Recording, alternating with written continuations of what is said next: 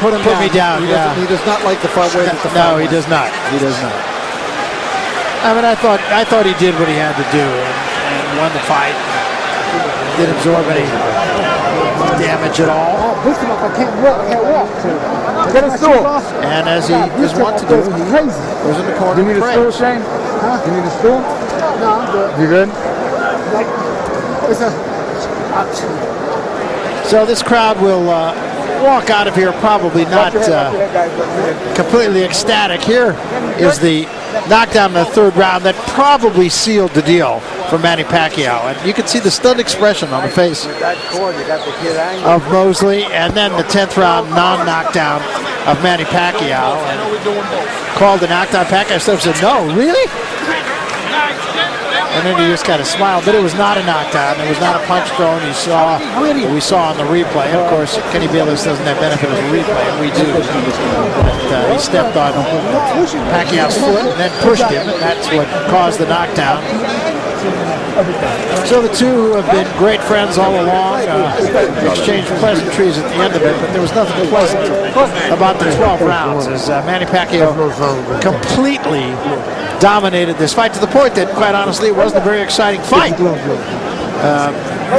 He just took all the fight away from Mosley. I think Mosley realized after that knockdown there was nothing he was going to be able to do. And Pacquiao did what he had to do through punches and combinations, as he is wont to do. I would probably estimate he threw 5 times as many punches, maybe even more than that, as his opponent did. And it's a complete victory for him, although I don't think it's one he's going to want to put into a time capsule necessarily, but it takes two to make a fight. So now everybody will ask what's next for Manny Pacquiao. There is talk of a Marquez fight, and he'll worry about that when the time comes. But once again, he had a great training camp. He looked like he could go another 10 rounds probably.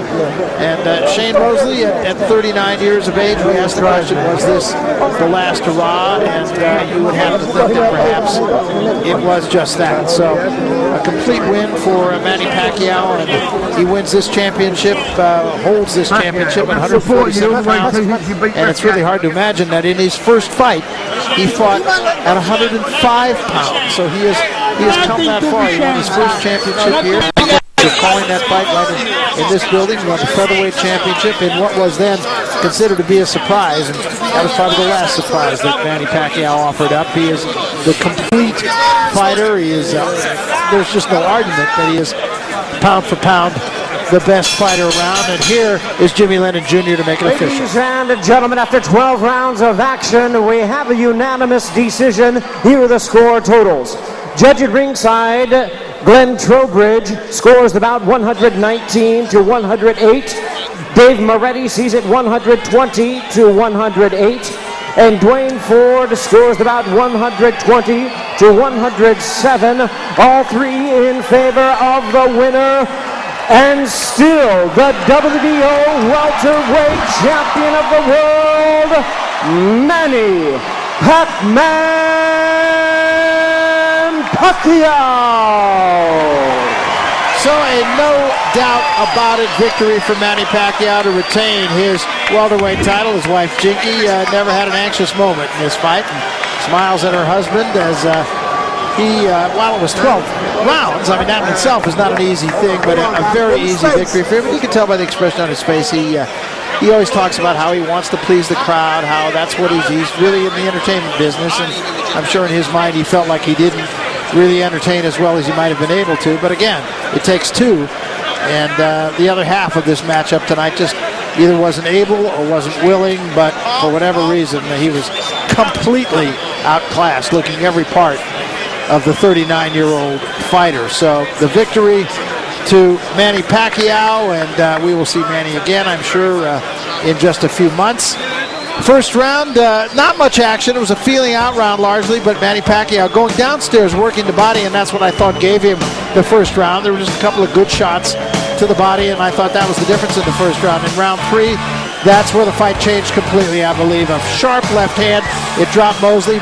Mosley looked around like, where am I? What happened? That was not supposed to happen. The third round was supposed to be my round. Well, not only wasn't the third round his round, none of the rounds were his round on two judges' cards, despite the fact that Kenny Bayless called the knockdown of Manny Pacquiao in one of those rounds. So a dominant performance for him. He just kind of did what he had to do. Freddie Roach imploring him to throw combinations.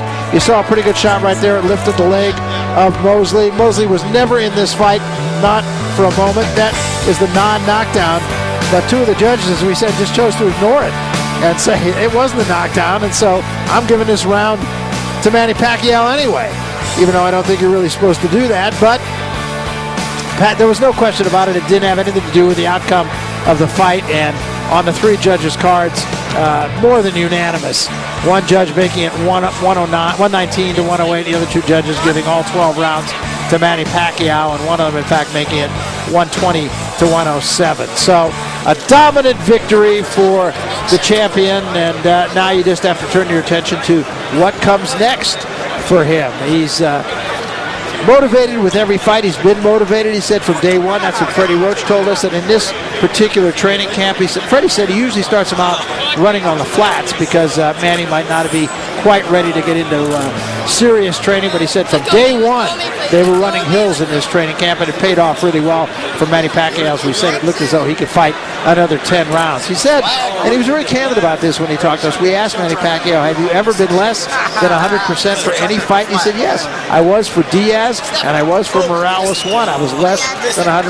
That's the way Manny Pacquiao is. He's very candid. You ask him a question, he gives you an answer. He thought that he would be troubled by the hand and foot speed and the power of Shane Mosley. That never did materialize. And we told you about distractions. We asked him about, the fact that, of course, he's in government in his native Philippine Islands. He's a member of Congress there. He's a singer. He's got a singing group. He's got public appearances that he makes one after another. He's a family man. And we asked him about the distractions, and I mentioned this during the fight, but what he told us, he says, distractions are always there if you allow them to be distractions. Obviously, he does not, and he trained the same way for this fight as he has going back to when he was a kid. We asked him about how you always go into camp and always come out of camp in absolutely the best possible physical shape, and he says, well, when I was a little kid, he said, I used to get up and I used to run. He said, and then I used to train. He said, and then I went to work as a construction worker, and then when I was done working as a construction worker, I came back and I trained some more. So he said, I'm not doing anything different now, except that I'm not doing construction work.